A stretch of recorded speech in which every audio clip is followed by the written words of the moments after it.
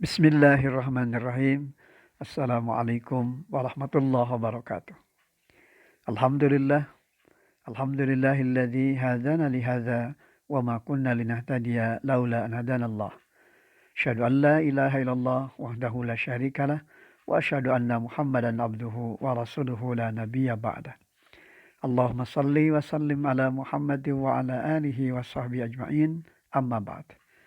Pendengar AC, tiada kemuliaan di dalam kehidupan seorang muslim, melainkan tatkala ia terus belajar untuk senantiasa bersyukur atas setiap langkah perjalanan hidup yang dijalaninya. Rasa syukur itulah yang pada puncaknya menghadirkan kebahagiaan yang hakiki pada setiap pribadi muslim.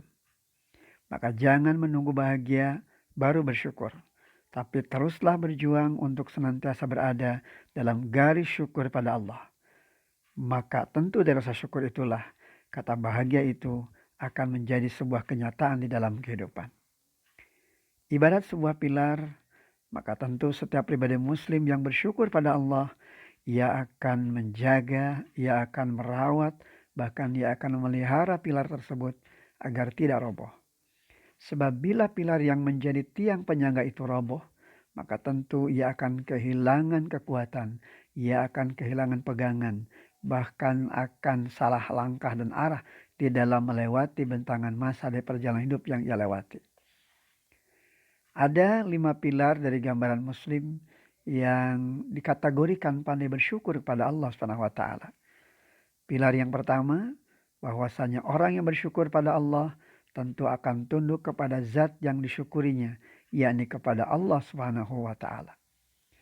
Belum dikatakan bersyukur dan jangan bicara syukur manakala ia belum bergerak di dalam dirinya untuk tunduk dan patuh kepada aturan-aturan Allah SWT. Oleh karena itu setiap hamba yang bersyukur di dalam makna yang sebenarnya sudah pasti ia akan menjauhkan dirinya dari sikap dan perilaku yang membantah, apalagi berpaling dari hukum-hukum Allah SWT. Allah SWT di dalam Al-Quran surat Al-Baqarah di ayat ke-28 berfirman, A'udzubillahi minasyaitonirrajim. Kaifa takfuruna billahi wa kuntum amwatan fa ahyakum, thumma yumitukum, thumma yuhyikum, thumma ilaihi turja'un. Bagaimana kamu kafir, bagaimana kamu ingkar kepada Allah. Padahal kamu tadinya mati, lalu Allah menghidupkanmu, kemudian dia matikanmu. Lalu dia menghidupkanmu kembali, kemudian kepadanya lah kamu dikembalikan. Pendengar AC, tidak mungkin orang yang bersyukur, sikap dan perbuatannya berpaling. Apalagi membangkang atas setiap aturan-aturan yang telah Allah tetapkan. Tidak mungkin pula orang yang bersyukur dan menyatakannya bersyukur pada Allah, manakala sikap dan perbuatannya melecehkan apalagi mempermainkan dan menjadikan agama menjadi bahan senda gurau atau permainan. Oleh karena itu mereka yang bersyukur kepada Allah ditandai dengan sikap mereka untuk senantiasa menjaga ketundukan kepatuhan mereka kepada Allah SWT. Pilar yang kedua, bahwasanya orang yang bersyukur pada Allah tentu pasti akan mencintai Allah, senantiasa mengingatnya dan senantiasa merindukan kehadirannya di setiap langkah kehidupannya. Ia akan senantiasa menyebut nama Allah di setiap gerak langkah hidup dan kehidupannya. Dan bentuk kecintaan kepada Allah tentu ditandai ketika ia siap mengikuti apa yang telah Allah sampaikan kepada Rasulullah SAW. Qul in kuntum tuhibbunallah fattabi'uni yuhibbukumullah yaghfir lakum dzunubakum wallahu ghafurur rahim. Apa yang tergambarkan di ayat ke-31 dari surah Al-Imran ini tentu memberikan gambaran yang sungguh sangat indah.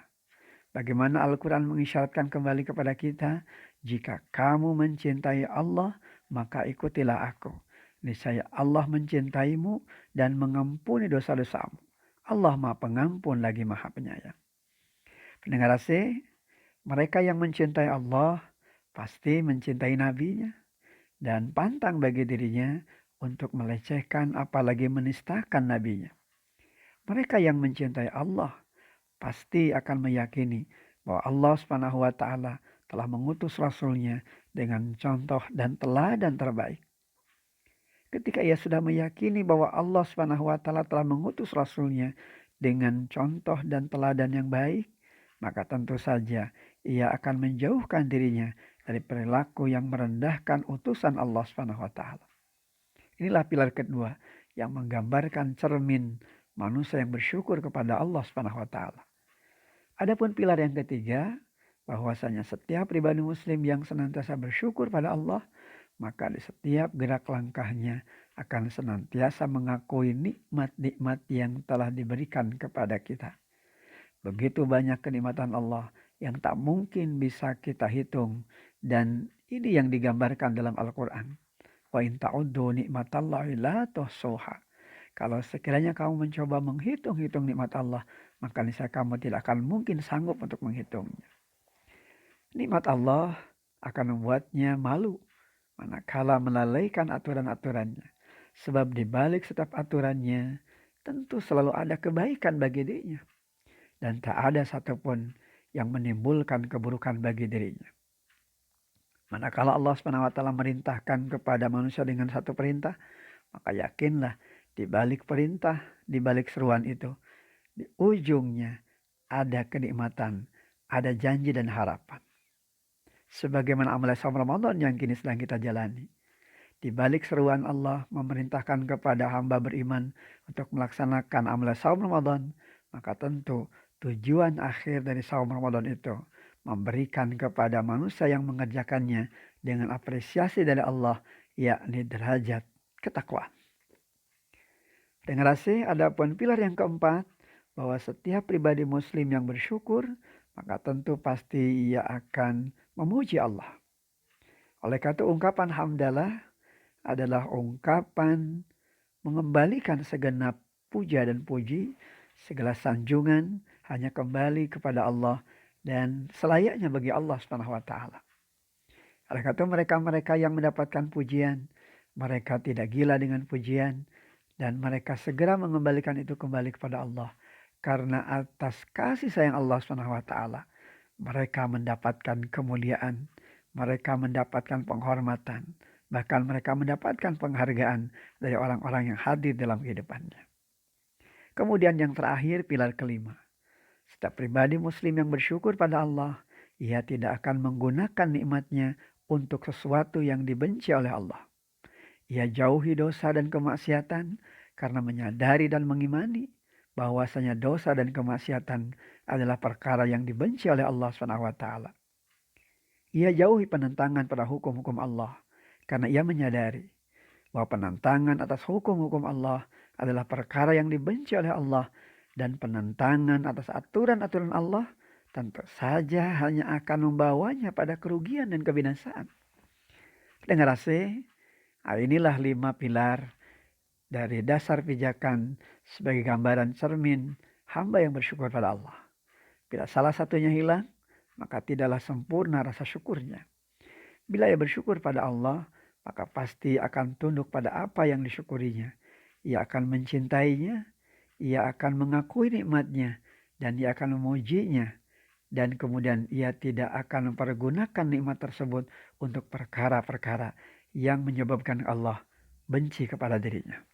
Mudah-mudahan kita termasuk orang-orang yang pandai bersyukur dan dimasukkan sebagai hamba yang mampu menghadirkan rasa syukur itu sebagai pondasi dalam kehidupan, menjadi pilar yang mengokohkan kita, bahkan menjadi energi dan spirit hidup yang mampu menghadirkan kekuatan untuk senantiasa berada pada gambaran ketundukan dan kepatuhan kepada Allah Subhanahu wa taala. Sekian dan terima kasih. Aqulu qouli hadza wa astaghfirullah li wa lakum walhamdulillahirabbil alamin. Wassalamualaikum warahmatullahi wabarakatuh.